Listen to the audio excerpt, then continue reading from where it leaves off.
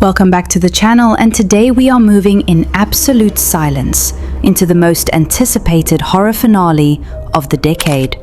A Quiet Place, Part 3, the third and final chapter of the original trilogy that began with 2018's A Quiet Place, the film that turned a $17 million budget into $341 million worldwide, earned an Oscar nomination for Best Sound Editing, and proved that the most terrifying monster is the one you cannot hear coming.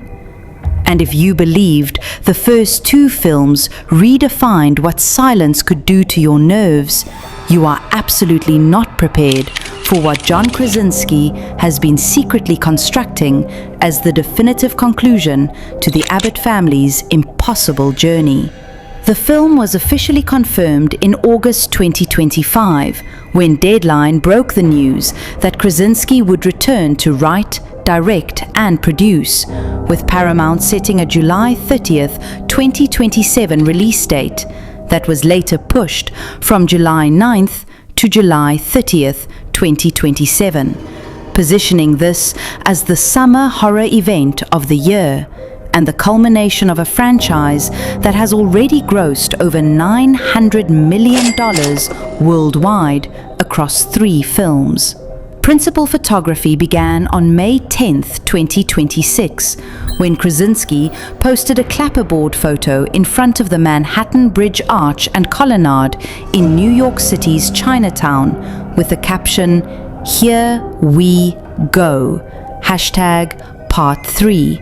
signaling that the franchise was finally returning to its upstate New York roots after the Manhattan detour of day 1.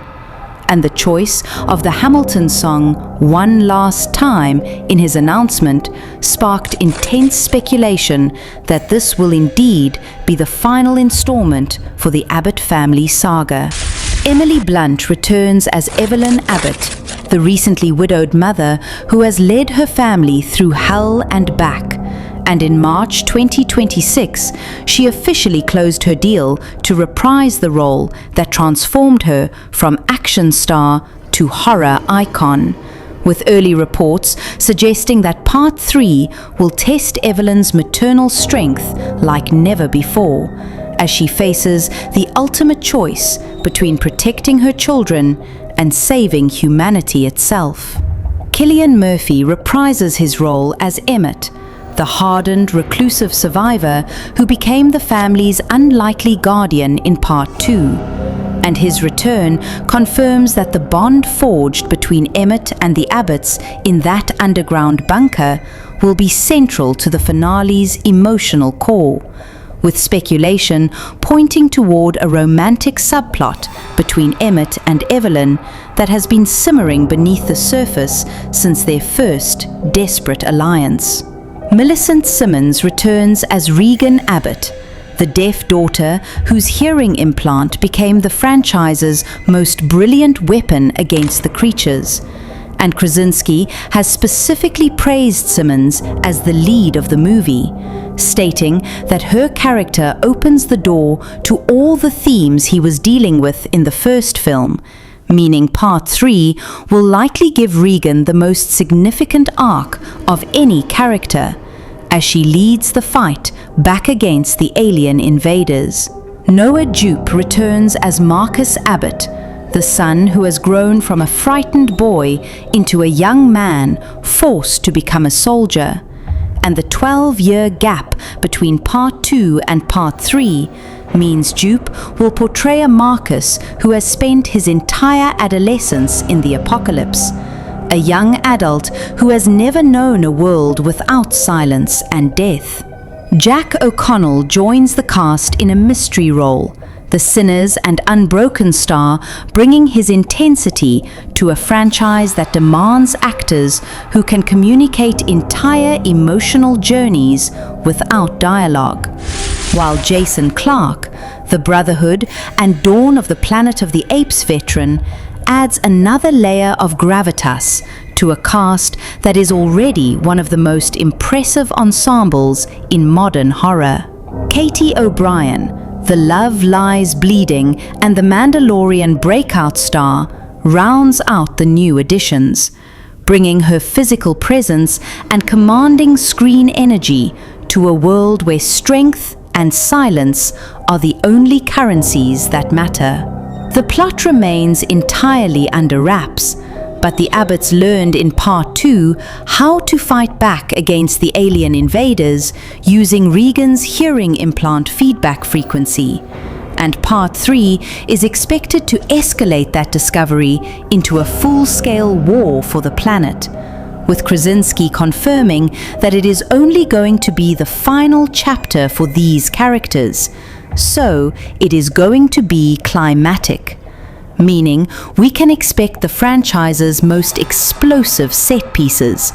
its most devastating losses, and perhaps the answer to the question that has haunted fans since 2018. Where did these creatures come from? And can they ever truly be defeated? The production reunites Krasinski with his Sunday night productions partner, Alison Seeger, along with Platinum Dunes producers Michael Bay, Brad Fuller, and Andrew Form, the team that has shepherded this franchise from its indie origins to global blockbuster status. And cinematographer Arnaud Valls-Colomer, who lensed the previous films, is back to capture the shadow-choked world where every footstep could be your last. The sound design will undoubtedly push beyond the already groundbreaking work of the first two films, which used silence as a character, as a weapon, and as a form of storytelling that no other franchise has ever attempted, with Marco Beltrami's score likely returning to provide the emotional undercurrent that makes the silence bearable.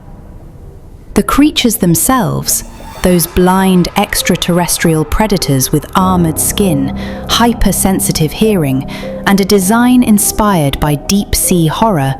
will likely evolve or multiply in the finale, with fans speculating about everything from a queen creature to new mutations that have adapted to humanity's sound-based defenses.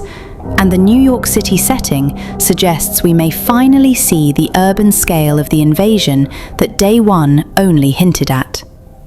For fans who have followed the Abbott family from that first barefoot walk on sand paths to the underground bunker, from the birthing scene in a bathtub to the train station massacre, A Quiet Place Part 3 represents the promise that horror can be beautiful, that silence can be profound, and that a family choosing to survive together is the most powerful story ever told without words.